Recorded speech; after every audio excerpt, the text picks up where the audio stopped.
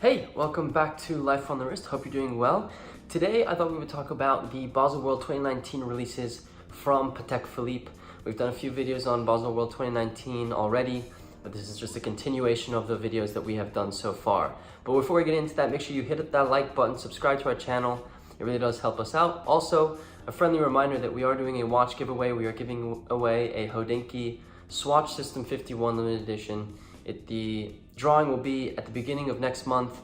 We've had it open for about a month. I'll put a link in the description to the video where we explain how to enter. It's pretty simple. You're just gonna end up heading over to our Instagram, liking that picture there, commenting a few things there, going over to our Facebook, doing the same thing, subscribing to our YouTube channel, and then commenting in that video that you've done it. You'll be entered and we'll do the drawing like I said at the beginning of next month. It's a really, really cool watch. It's completely new in the box. It still has the plastic on the dial and the case back, so hasn't been touched. The only time I took it out of the box was to take pictures of it so that you can see it. It's on our website if you want to check it out. And yeah, make sure you head over. It'll be in the description. So it's an easy way to try and add a watch to your collection. So back to the Patek Philippe Baselworld 2019 releases. They released quite a few models.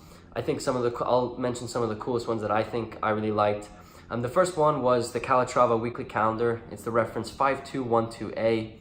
This watch, on the dial, it displays the number of weeks in the year, has the day of the week, the month, and the date. It's a very complicated dial, and to some it might not be that easy to read, but once you kind of focus and take a look at the dial, it's a little bit easier to read. It's definitely not my taste, but I can definitely say it's a beautiful watch that they came out with. Utility-wise, I can see it being pretty useful if you have to reference the date a lot on your day-to-day days. It has these beautiful like dark gray sword hands, which I really, really like. They're kind of distinct from that white, like beautiful white dial. It allows the hands to be a little bit more distinct than other watches where they kind of just blend in. I really, really liked it though. This has the new 26-330 automatic movement. Only has 35 to 45 hours of power reserve, which I found kind of interesting. I guess the mainspring is relatively small, but it is an automatic watch, so it'll continue to wind as long as you wear it every day. It retails for about $33,000 US. It's obviously converted from Swiss francs. Pretty good price range for such a complicated watch, and definitely something that I would love to have on my wrist.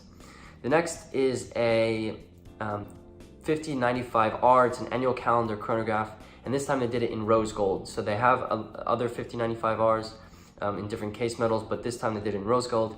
And the dial, I think, is what makes this watch extremely distinct and something that anyone would want in a collection. It has like a brown sunburst dial, which is a beautiful combo with that rose gold case. It really meshes well. It's kind of like the Rolex Daytona Big Blue, where it has that blue and gold. This like rose gold and brown really mesh together nice. It kind of gives it almost like a rustic color, which I think is so, so nice, and definitely something unique.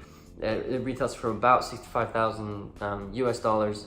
Beautiful watch that they released, and in my opinion, it's my favorite one that they have released at Baselworld 2019. The next is a Nautilus 5726, this time with a blue dial. It's obviously the homage to the reference 3700 Nautilus. It's a stainless steel case and it's got a blue dial. It seems like this year, watch companies have really gotten into playing around with their dial colors. For example, Rolex has a Datejust with a green dial, almost like an army green dial. So it seems like this injecting a little bit more color into watches is kind of giving a little bit more taste, a little bit more culture to each individual watch. This one retails for about $46,000 US. It's a beautiful watch. Speaking of color, they came out with, Patek Philippe came out with an Aquanaut Jumbo reference 5168G, this time with a army green dial and rubber strap.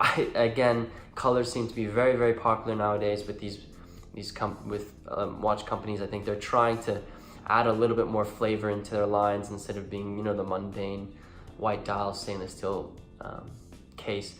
Nothing wrong with that. I'm wearing a watch. It's a Breitling Top Time white dial stainless steel, or I guess cream now, with a stainless steel case. So there's absolutely nothing wrong with that. It's very simple, but I think they're trying to get a little bit more energy into their lines. This watch retails for about $39,000 US, so it's relatively the same as other Aquanauts. I think Patek Philippe has done a really good job at Baselworld, kind of experimenting with different types of watches that they wanted to come out with. There are some other watches that came out with that I didn't cover in this video. These are the 4 that I really thought were, you know, really stood out. There was a couple other ones that came out, and I'm sure they're all over the internet, but these 4 I thought were really, really cool. So this is the second part to this Baselworld 2019 kind of series.